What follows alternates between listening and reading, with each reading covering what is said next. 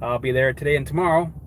I like to get away from the city and just be out in the country, nobody around to tell me what to do. Dogs run free. It's peaceful, quiet. Right. So today's topic is uh, is trying to convince people to stay on the path. I know I kind of talk about this, and it's very difficult because the whole journey is shit, right? And if you just started, if this is your first time in the mind body space, you're in for a longer journey. If you're a person that's been in the mind body space for a while and you're just jumping ship and trying to do the newer approach of allowing and sticking to it, your journey won't be as long, because that's what I did, right? Look at this hair. What the look. When I go out, because there's a lot of flies here, so I put one of these on. This isn't my my father-in-law's hat, who passed away, and I bought one of these. It gets rid of the other horse flies. Anyway, it's a nice hot day. So what I was saying is, for a person that's just been doing the mind body thing for a while, you've tried almost everything. You've tried most of the programs out there, and somebody did mention this, like, well, most of them are pretty much the same. It's like the same stuff. True, kind of true, because I think the core of recovery is exposure, allowing, consistency,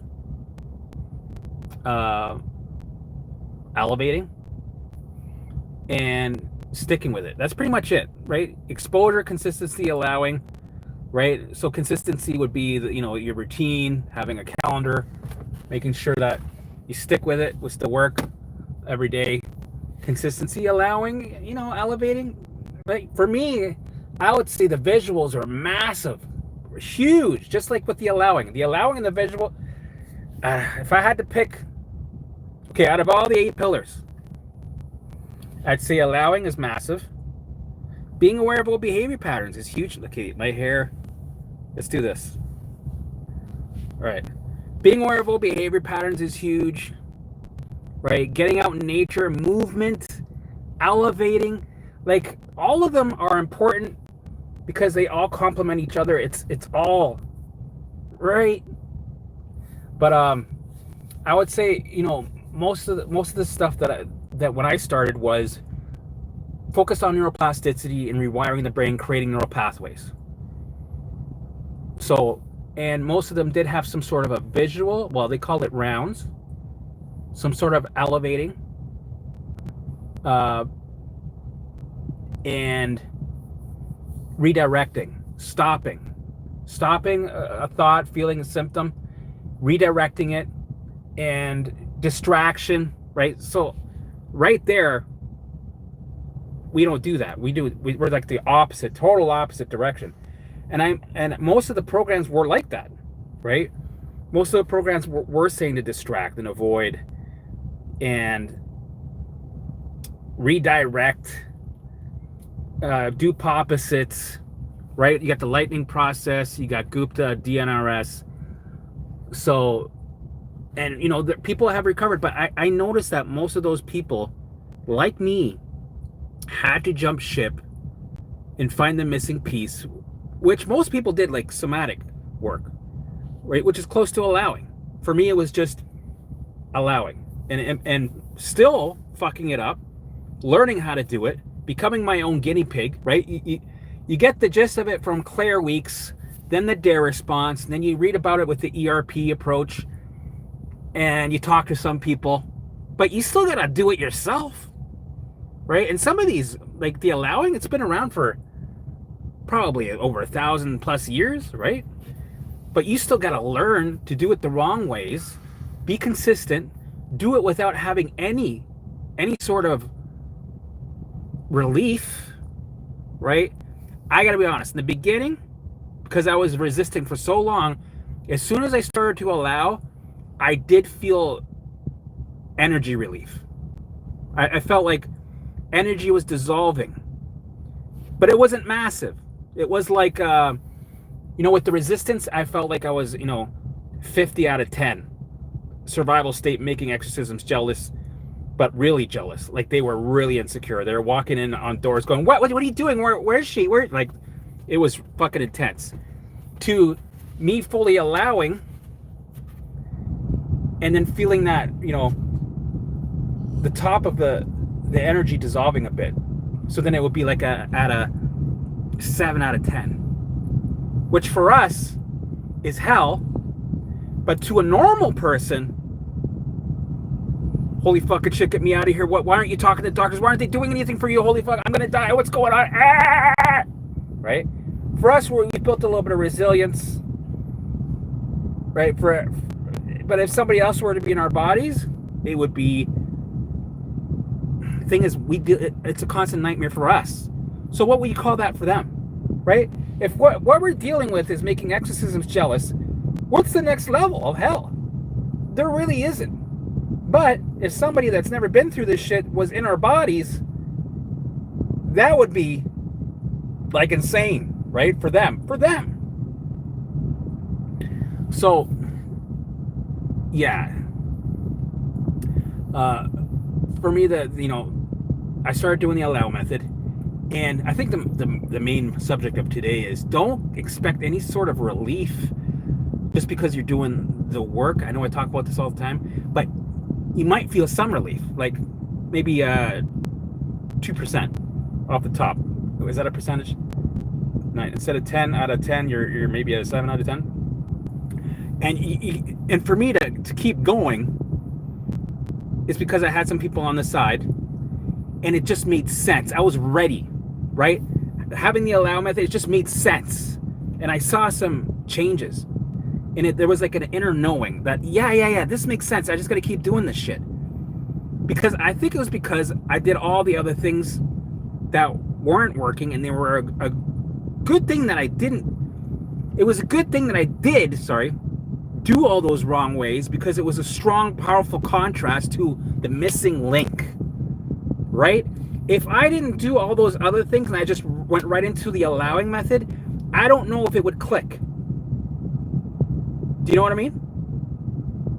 So it's almost like perfectly orchestrated, and I'm sure a lot of you are in the same situation as I was. You do everything wrong, you do the resistance, things might improve a little bit, but then you're stuck, or the OCD starts to ramp up, right? Physical symptoms start to resolve somewhat. 60% of your physical symptoms go away. Oh, this is amazing. But why am I having phobias? Why do I have post-traumatic stress? Why do I have OCD looping thoughts second by second? Why am I constantly pacing back and forth in a safe room? Why do I have a safe room? What's going on? I'm losing my mind. I have head pressure here, right? The right side of my body is like, right? I feel my hands are moving slow. I don't remember how to get home, and it's like 2 minutes away from my house, down the street. Why do I feel like I'm going crazy? I think I am crazy. Like, not going crazy, past crazy, right? You make crazy people jealous. Crazy people are like, right? They're eating their arms, and they're looking at you going, whoa, that guy's fucked, right? I think I did go crazy many times. And I'm sure most of you probably think you're going crazy. And then when you Google it, right? That's a typewriter. No. We're on a normal computer. When you Google it, what does it say? Right? It always points to the big scary things. And when you're feeling these symptoms, you're convinced. It does not take much for you not to be convinced that it's that thing that the internet's describing. Right? Well, just picture this, right? Okay, you got some of that head pressure. You got the what if thoughts all over it, OCD looping thoughts, second by second, going, what if it's this? What if it's that? Oh shit, I think I'm gonna die in 3 minutes from now. That 3 minutes shows up, you're still alive, but you're getting ready to die. You're suffering, right? And then you got the dizziness. So you got the OCD looping thoughts, right? You got chest pain. chest pain, it's hard to breathe, labored breathing, so you think something's malfunctioning in the body. Something is about to shut down, right? And then you panic because you're like, maybe I should make the call. If I call the ambulance now, maybe I can make it. I don't want to lose my family. I don't want to lose my daughter. I don't want to lose my wife. I don't want to, right? So all these thoughts come rushing in, and then you're because it feels like that. Okay, so you got the chest pain, right? Your heart palpitations are going crazy. You got pain that's going up your neck. This weird sensation that goes deep in here, right in here, all the way down here. It's hard to breathe. You got pain on your arm and back. What the fuck is that, right? And then you're fucking dizzy. Add in the dizziness, right? Dizziness and then eye pressure. Headaches, eye pressure, right? Your eyes feel like there's pressure and they're gonna burst. Not only that, they feel like they're going like this. Like your eye, one eye's going here. It feels like the other eye is gonna go to the side. You're gonna be one of those people that have googly eyes, and it feels like that, right? So you got the dizziness, the pressure here, right? The OCD looping thoughts, weird sensations, and then the heart rate is just racing constantly. So, right when you're dealing with that, what do you think is you're gonna fucking? And the thing is, when you do the allowing, don't expect relief, right? You will get some relief from the top, but it's not. 9 times out of 8, things get more intense. They get louder. And it's not a convenience that I'm saying. I'm saying expect it. Expect shit to get louder. And that right there should be a good thing. Even though everything's scarier and louder, you feel like you're in a war zone, think of it as a good thing because it's showing you some change. But it's not in the direction that you want. It's the worst change, of course, right? But you see there's movement, there's change there. Okay, I started to allow, my symptoms are screaming at me. Well, it doesn't like change. It's a risk, right? Any form of change is like a risk. It doesn't want to take because it knows you're alive right now. It's throwing you resistance. Your alarm system's throwing you resistance. You call it your ego. For me, I just call it my alarm system, right? It's going to throw the kitchen sink at you. And it's going to keep throwing the kitchen sink at you. And it's going to keep being relentless. Same thing with the OCD. The OCD is going to feel more intense. It's going to feel like you have this vacuum suction, right? Like as if you have this big suction fish, almost like an octopus, but it's sucking pressure out of you, right? That's what it felt like. Constant pressure and cracking. I had cracking sensations in the back of my skull. All of a sudden I'd hear I'm like, what the fuck is that? Right? Cracking, pressure. When I used to do visuals, same shit. I'd feel a little bit high and pressure. That's normal. Believe it or believe it. Right? Actually, the one good thing that I loved about DNRS is they prepared you for that. I remember they would say, if you're doing visuals and you feel a little bit of pressure and a little bit of cracking, yeah, no shit, right? A lot of people were asking about this in the forum. Oh my God, I felt pressure, I felt high, I felt derealization, I felt like I was in a fog, and pressure rate, oh my God, I thought I was gonna have a stroke, oh shit, like a couple times. I mean, remember I was doing walk and talks, doing my visuals, I was like, right? I felt this pressure and cracking. I was like, I know they talked about this, but it doesn't fucking matter. I'm still scared. And then I remember walking, before you're walking like this, yeah, oh my God, I'm fucking out there. And then I walk back thinking that I'm gonna have a stroke. And you kind of float back to I was floating back to the car, and you sit down and you kind of like, your heart's racing, you're thinking, what the fuck is going on? Why am I, right? And then I got sucked in. I went to the forums. Does anybody, and all these people were saying, is anybody feeling this pressure? This pressure in the head every time I do visuals?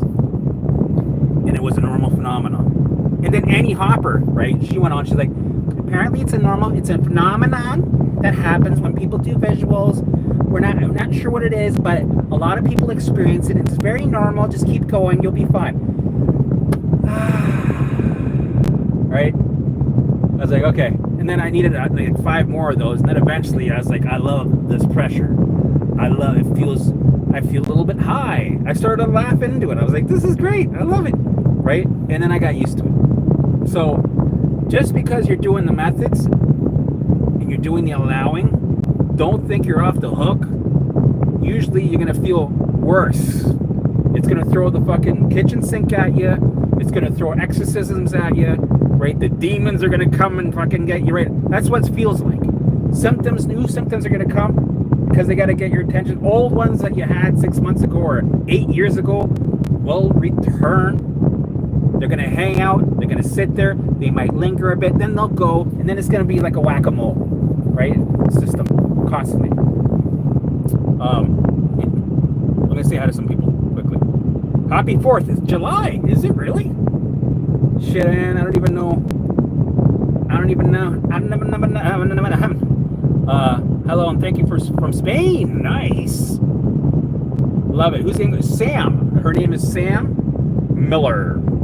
Yeah, but she's in England. I'm here in Canada. Just come home from the gym. Nice, Tom. Checking in. Love it. Yeah. Sam's my we are the duo. Right? The yin and the yang. We're opposites, but right? She's very smart. She's like she's really good with the science. Right? And I'm more like the average Joe. I like things simple. And I tell you what I go through. I'm like more of the motivator. I motivate people to sit and keep going. Don't give up. That's my goal. Motivate people and do it in a way that I talk about what I went through. So people go, oh yeah, did you see my nose hair when I did that? Shit. Right? So people go, oh my God, I'm dealing with that right now. Oh my God, yes. I can't believe that I'm not, right? This is the only time people don't get too triggered. When they hear me go through it, and it's because I overcame it, that they're like, I needed to hear this because it's allowing me to move through the delays a lot quicker. When you see somebody else that went through it and they overcame, trust me, it makes you move through shit quicker. It's kind of like like a load is off your chest, right? You're like, I still feel like shit, but you know what? I needed to hear this, and I can move through this a lot quicker than before. Yes, my beard. Look at this. I need a haircut too, right? So I believe in you and allowing to you and your team from Seattle. Beautiful. Seattle is in Washington, right? Yes. You guys got mountains there. Nirvana, Aberdeen, right? I've never been there, but it's close to BC. I've been to Soyuz. I've been to BC, Alberta. Beautiful. Yeah. Yeah, that's a dragonfly. It's a plastic dragonfly. It's not real. Right? Germany. Hans, haven't seen you in a while. Good to see you. You're 72. You're young. I've dealt with people in the mind-body space that fully recovered, and they're probably in their late 70s. Right? So you're still young compared to them. Yeah. Okie dokie. Karina, this really resonates. That's right. Hey, CC, what's going on? CC Music Factory. What's the song that they have? Things that make you go, or make you sweat till you bleed. Yeah, but tomorrow's Saturday. Shit, Sunday. Anybody can join. It's free. Go to my website. There's a link. And I'm a DJ for Sunday, 3:30 Eastern Time on Zoom. And you don't have to have your camera on if you don't want, but I'd like to see you. If you want to dance, come join the party. Yep, this info is a total game changer. It's what I experienced, and it was really good that I experienced a lot of symptoms, over 70 symptoms, probably way more than 70, but I didn't know how to describe them. most of my symptoms, I didn't know the wording for it. There was no words for them. Just like a description of, well, I feel like this. I can't feel kind of fucked up. I can't feel blah, blah, blah, blah. Right? At that time, I had triple PD, but I didn't know it was called triple PD. I just thought it was being unsteady and dizzy. Right? And then at night, years later, you find out, oh, that's triple PD. Okay. Well, that's blah, blah, blah. Okay, that's blah, blah, blah. Oh. So, right? Yeah, it feels like a little bit off the top, a little bit of energy going, but it's, OCD is the ultimate teacher because it keeps you there and you got to stick to it. Don't give up. Don't give up, because this is the way. This is the way. You got to face it to erase it over and over and over again. Make it your working flow. So you have a working flow, where you're constantly setting little fires, allowing them, because every time you open that door, you're faced with that old programming, right? The brain's screaming at you. So you gotta allow it, and then engage, move on, and then allow it again. So every time you do that, you get triggered. You're opening it up. Your nervous system gets triggered a little bit. Then you allow, integrate, triggered a little bit, allow, integrate. So this is the throughout the day, you're doing this. Actually, it's more like you're doing this because you're up there constantly. Then over time, then you get the setback, right? Setback. Then you keep going, right? A year and a half, right? 2 years, same shit, different pile of shit. This shit has, I would say, beets, a little bit of feta, right? Third year, you got like corn, Parmesan, and it's twitching a little bit. So it's different, but it's shit. It's still shit. But eventually, it goes back to standby, right? Which is 0 on the survival state. Back to standby, and all the alarms get turned off, right? The brain doesn't turn on our alarms anymore. It doesn't need to. We fully updated the alarm system. We introduced a new program. The old program died down because we allowed the energy to float through us, right? We felt it in our bodies. We allowed it to pass through, and we repeated this constantly. Repeat, right?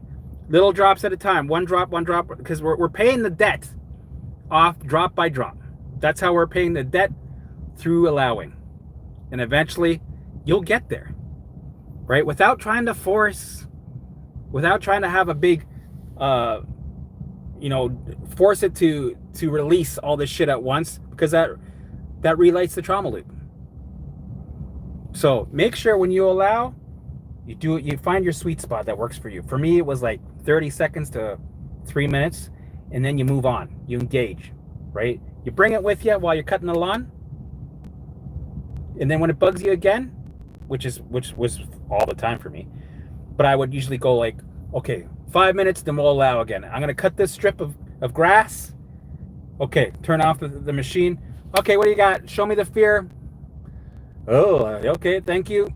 Show me the symptom, fear, thought, emotion, whatever it is. Doesn't matter. It doesn't have to be the primary emotion. You don't have to name it. You don't have to see where it's sitting in the body. Where is it? Is that anger? I gotta find more anger. I gotta find more anger. Why I can't find anger? See, nothing's coming up, Helmut. Are you dealing with any symptoms? Yeah, I got like 18. I got tons of fear.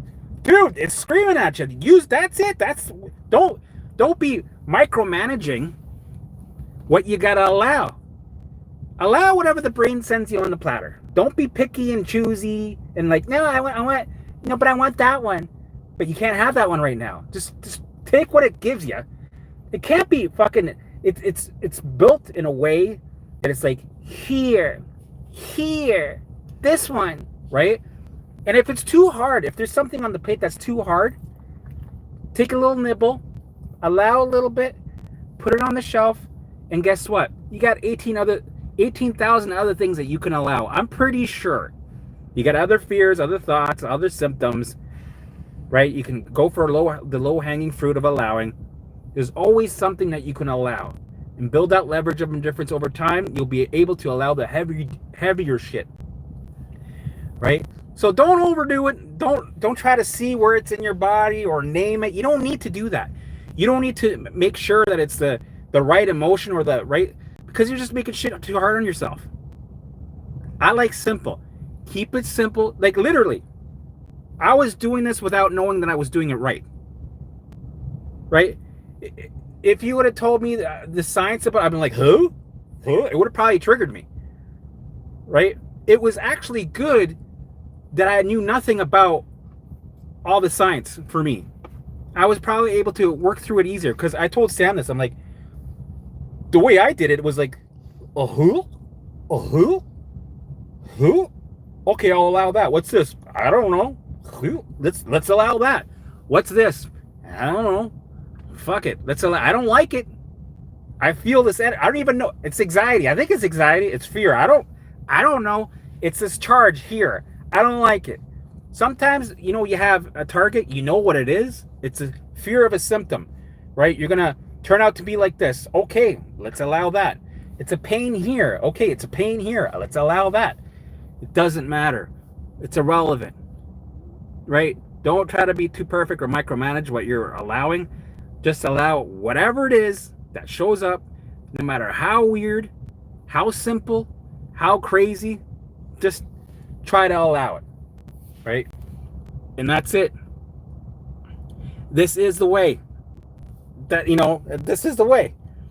And I'm going to be waiting probably another year before we get full on success stories. I've decided not to do any more success stories. I've done enough, right? And I'm going to focus on just what we teach. I'm going to invite people in the mind-body space that I resonate with, like Yonit, Vanessa, Simona. I listed a bunch yesterday that I forgot, right? And we have a bit of like a support group of people that are teaching the same kind of stuff. The healing dudes, right? So we'll invite them in. We're supporting each other. It's a community. Another thing, I want to start a community on the membership for people that join the membership. But I'm not sure what platform is the best. So I'm still thinking about that. But anyway, yeah, stick to it. Eventually, I'll start having the success stories. You can see in the comments, right? There's a lot of people that are noticing massive shifts, right? And people that are noticing, well, I'm getting worse than I've ever felt in my life. I'm like, that's what I've been trying to prep people for. I try to say this ahead of time. Listen, when you do this stuff, you're going to feel worse, right? Okay, I'm going to try it. Oh my God, I feel worse. See, there you go, right? Keep going. But expect it to be like this at this time, this at this time. OCD usually ramps up at this time, right? And usually exactly when it happens, oh my God, that's exactly what's happening. Oh my God, wow, blah, blah, blah, blah, blah, right? So it might not be relief right away or all symptoms are gone. That happens later, like later, like right here. Right now you're over here, right? Falling off the cliff, going crazy, having freakouts, trying your best to learn the methods. It's a learning curve, sticking to it, right? This is and then you got the setbacks. So you moonwalk back, right? Ding, ding, ding, ding, ding, right back to the bullshit setback, and then you keep doing. Then you allow, and then you move forward in leaps and bounds. And then you do it all over again. You keep going, move forward, leaps and bounds. Because the only way you recognize it when you look back, right? When you look back after like a year and a half's passed, you're going to see. This is when it all makes sense. You're going to be like, oh shit, I have been, even though I feel scared today about something new, right? This is a different part of the journey. If I look back, I don't have triggers about this anymore. That doesn't scare me anymore. I'm able to do this. I'm able to go shopping. I'm able to eat this. All those symptoms that used to scare me, they're gone. Blah, blah, blah. Okay, I have this still I'm working on. So I know I'm not done. So that's kind of how it works. You'll know the massive transformations in time when you look back. And that gives you reassurance. It's going to give you the motivation. It's going to give you the proof that you need to keep going, right? And my hope is to bring a community together so people can talk about this, right? The comment section is good, but I think it should be more so that people can see it's something that's better for a community than just the comment section. So, okay. Tried everything. This is different. Yeah. It feels right. You can tell. You can tell. Like back in the day, Maria, hey coach, good to see you. I just talked to you like 3.5 seconds ago. Because I was like, I don't know what I was going to talk about. So I just willy-nilled it. Willy-nilly? Willy-nillied. I willy-nillied it. Try to say that 3 times fast. I willy-nilly did. I willy-nilly did. Well, okay. Fuck, what was I going to say? Probably something to do with keep doing the methods. It's not, you're not going to have relief right away. It takes time. You got to pay the debt by allowing each drop. Eventually that debt will be paid off. It will happen, right? So, oh yeah, I was going to say, it's an inner knowing compared to this, where you did things in the past, you had a knowing that it wasn't working, right? But your fear kept you there.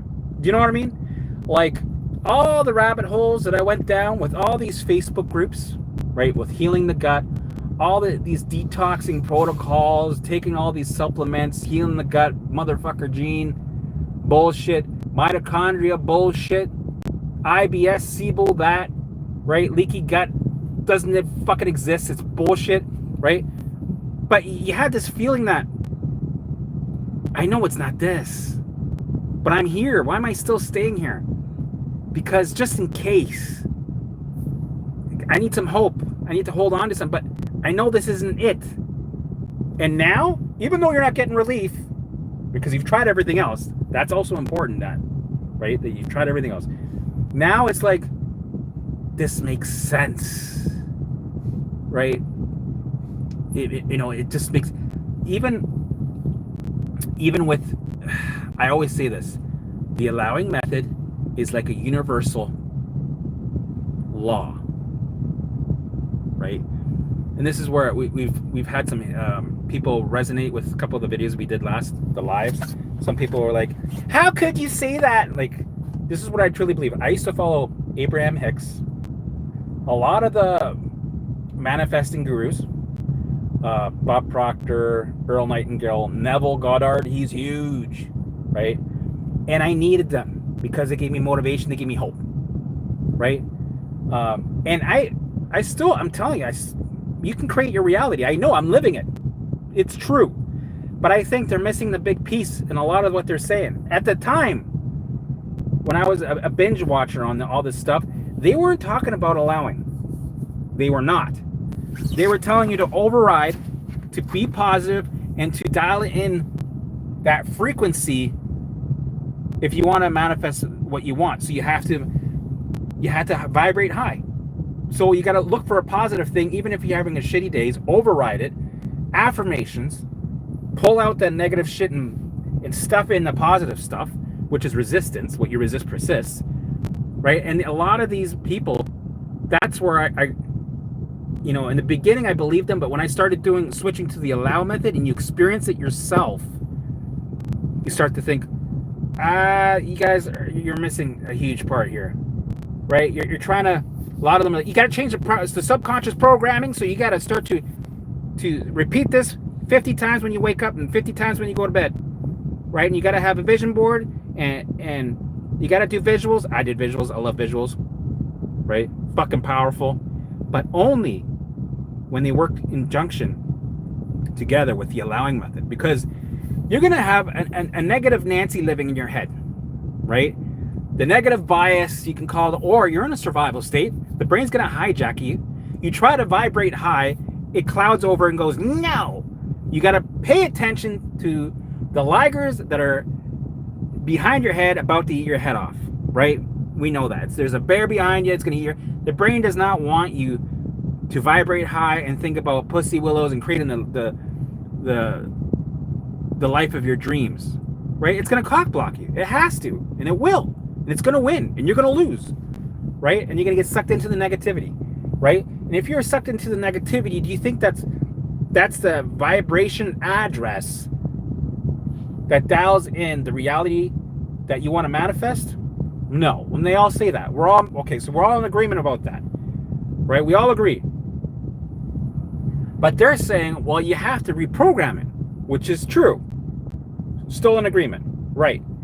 But then what they're saying next is you got to think positive and override that old programming, right? They want to reprogram it by overriding it with a bunch of positivity, right? And they think that if you do that, right, if you change your core beliefs, you change the negative programming, that it will latch on to the new shit that you're forcing down its throat, and it'll create a neural pathway somehow, and that'll be your new state, and then you'll vibrate higher, and then you'll create your reality, which is not true. That shit don't work. I tried it. The more I tried it, the more that negative programming grew roots. So the secret to getting rid of that negative programming is to allow it. Let it die on the vine. Let it do its thing while you introduce the new programming. Eventually the brain turns off alarms, the survival state calms the fuck down. When before we're forcing it, we're having inner battles, what you resist persists, right? The survival state goes up.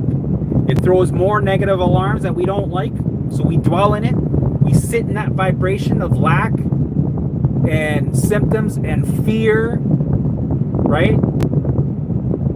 So when we're in that vibration, you're not going to attract what you want. So we have to allow it to burn itself out, repetitious. You bring it back to the survival state, goes back down to zero, standby, and now you're in the driver's seat. Now, when you think about something that's positive, when you're doing your visuals, which are very powerful, then you're actually able to dial in that frequency without your brain going, no, right? Without it going, no, you can't, no, right? You're about to, it goes, no.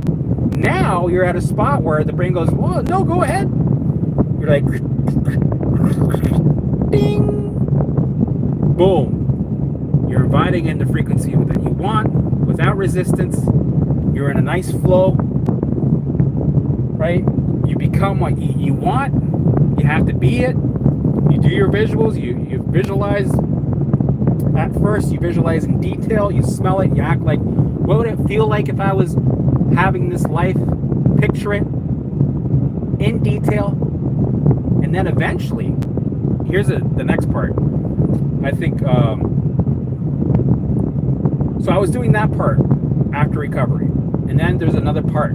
This is the next level part. I'm going to fill you in on a little secret. Right? And I found this out by accident.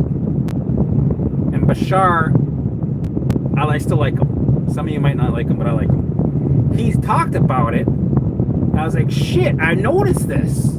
So, in the beginning with visuals, I guess this is all about manifesting. I don't know. Allowing, it all goes together. Right? First we learn, we're training. It's like we're training with the symptoms. It's not about the symptoms, but the symptoms are there, the fear is there, the OCD is there to train you. It keeps you there because there's no off button. So you're forced to go through this training. You overcome, you heal, then you use the same methods and you use it for other things. That's why it's a universal law. You use it for work, business, relationships, situations that fall in your lap that you're not happy with, right? It works for everything. So, in the beginning, when I used to do my visuals, when I used to do visuals of the future, I used to sit there and get really detailed and pretend I was there and bring up the feeling, the emotion, the excitement that you would feel if you knew, let's say you're a person that wants to have a Corvette, a shiny red Corvette in the garage. If you had a shiny red Corvette in the garage, what would it feel like? Well, it'd feel like I got it. Well, I know I got it. It's in the garage. I don't even have to go to the garage to look at it because I know it's there. If I'm looking at it, that puts out kind of lack that what am I looking for? Just to see if it's not there, right? So how would you feel? I'd feel pretty, yeah, I gotta sit. Okay, we'll sit with it. Great. And then, right, you go to the details of it. very specific, and then there's your visual. And I did that constantly, not with Corvettes, but with other things in my life, creating a business, moving forward, right? I wasn't concentrating on being healed. That was a given. I didn't want to put focus on the things that I couldn't do yet, right? I didn't put focus on the foods that I couldn't eat yet, or that I was going to be able to do this soon, because then I'll be healed. Don't do that. It's already assumed. So start creating your life that you want. I started getting really, I zoomed in on the details, because when you do that, you're sitting in the dose, dopamine, oxytocin, serotonin, endorphins, right? And it becomes your reality. The brain doesn't know the difference. So you're creating the reality. It's great. And that's powerful. And you're going to see shifts. But the next level of that, after you're recovered, you're still doing the visuals. Instead, do this. The beginning, you're very detailed. But now what I'm saying is generalize. I think this is the next level. I could be right.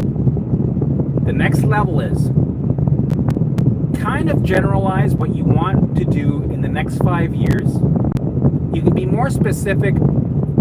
Next week, be very specific. In the next year, you can be specific. But in 2 years, 3 years, generalize. Be soft about it. Right? Don't be too detailed. Because your ego thinks that you're going to have this, you should have this, this, and this, and this. But your higher self, right? The one that's looking above everything, going, dude, ego, shut the fuck up.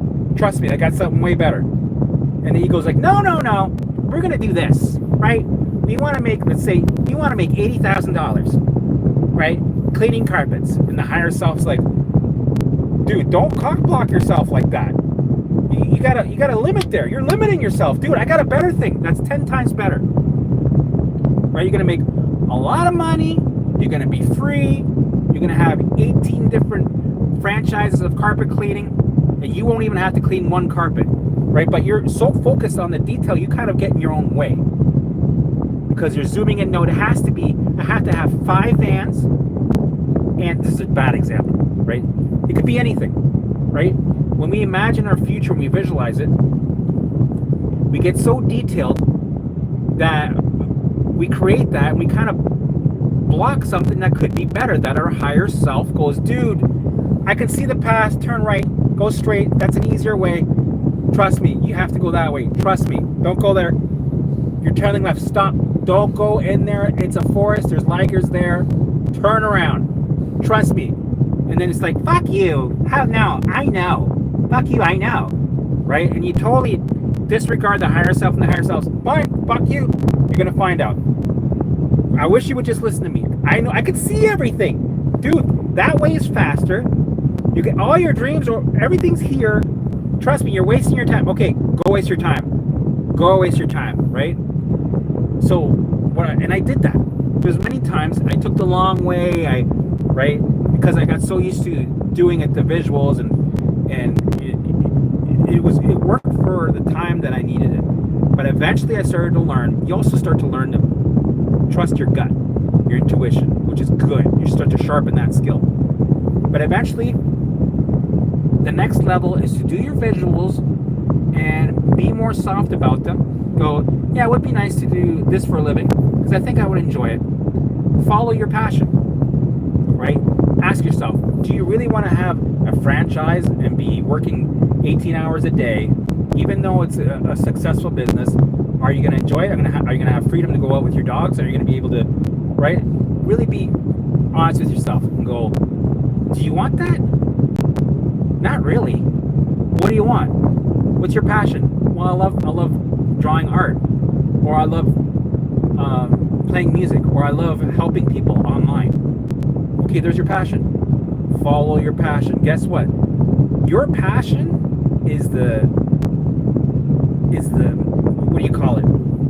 Is the target of what your higher self is communicating to you, of what you will be, you should be doing. Follow it and trust that you'll be taken care of. No matter how stupid it sounds, there will be a way that it'll take care of you. Right? When we start doing all the hard things because our ego thinks it's the right thing to do, like I noticed, things took longer. I had more resistance. Right? right? I had more complaints. I had people going, this isn't clean enough. I don't know. I think the price should be, right? Bad reviews. Jobs were heavy duty. Things would break, right? But when I started to follow my passion, things flowed a lot easier. I got more opportunities. I started to really enjoy what I was doing. I started to vibrate higher. I started to get excited more. When I did my visuals, things were just more in tune. I got more downloads. I got more synchronicities. And I started to visualize the future, but softly, because I wanted to trust my higher self was going to provide something better anyway. So I would go softly, and I would just, that's it. I go, yeah, something like that. I think that'll be good enough. And then I would totally leave it alone. I wouldn't obsess about it. I wouldn't be visualizing about it constantly. I would just leave it alone. Just fucking leave it alone. And go back to your passion. Get excited. Have fun. And watch. Things will all of a sudden create exactly how you want them, how your higher self knows that you're going to love. So this is where, in a way, you have to trust it. And we're not going to trust it right away. We're still going to go through the ego. We're still going to make the mistakes. That's fine. But eventually you're going to start trusting your higher self, your intuition, and you're going to surrender to what the universe is going to provide for you, which is always something better, right? Not to say there isn't challenges along the way. You need those challenges because they also help prepare you for your passion, right? There's always a golden nugget. There's always something that's there to teach you about something in the difficult challenges that you do face along this journey. And it could be easily, you might think, well, maybe this is, the doubt comes in, just like with the symptoms. The doubt comes in, you think, maybe that wasn't my journey. Maybe, I don't know, blah, blah. No, usually there will be delays, setbacks that are there to teach you something. They become opportunities to make you leap forward in leaps and bounds. So, today was all over the place. It's about allowing. Don't expect relief. It's a bit of a knowing. Surround yourself with people that have recovered, that have used the methods and have recovered and have dealt with what you've dealt with symptom-wise, right? Keep a couple of them on the sidelines. Ask them once in a while. Don't overdo it. And keep going no matter what. Trust me, right? It takes a while. This is training that you need to have because it's going to make you a master. Right? This is powerful stuff. When you get to the other side, it's like you literally have the world in your hands. Right? It's amazing. It's beautiful. All right, guys. I just wanted to check in. Today's Friday. I want to go live tomorrow too. So I'll see you guys tomorrow. Can you guys still hear me? I hope so.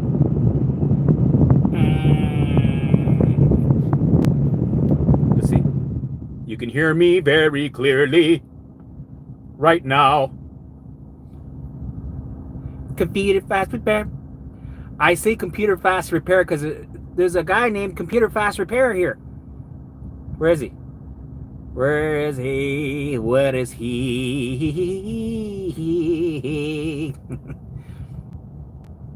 This is the way. Okay, so allowing, not the allowing. That's a meditation. So most of the time I had a sweet spot time limit. I would allow for 30 seconds to 3 minutes, sometimes 5 max.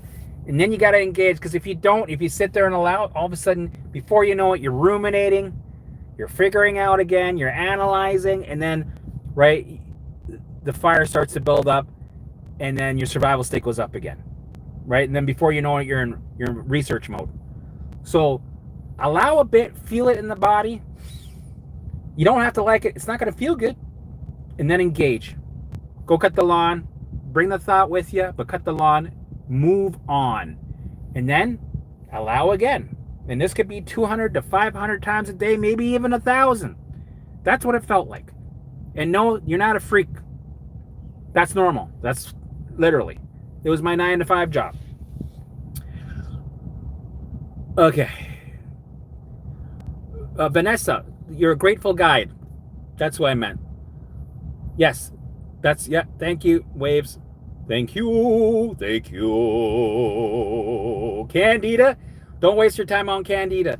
Candida's, well, it will go once you regulate by itself. The more you try to get rid of it, the more it comes, right? Don't bother trying to go low carb, eating less sugar, blah, blah, blah, right? Candida is part of a stress response. It's supposed to be there. It's your friend. People think it's your enemy. It's your enemy, so they try to get rid of it. Don't try to kill it. It causes more stress into the system. It'll just give you more candida. So leave it alone. It'll shift when it's ready to shift. All the years of trying to kill candida, I start doing the work. Damn, it goes away. I'm like, shit. So don't waste your time or your money. The allow method will get you.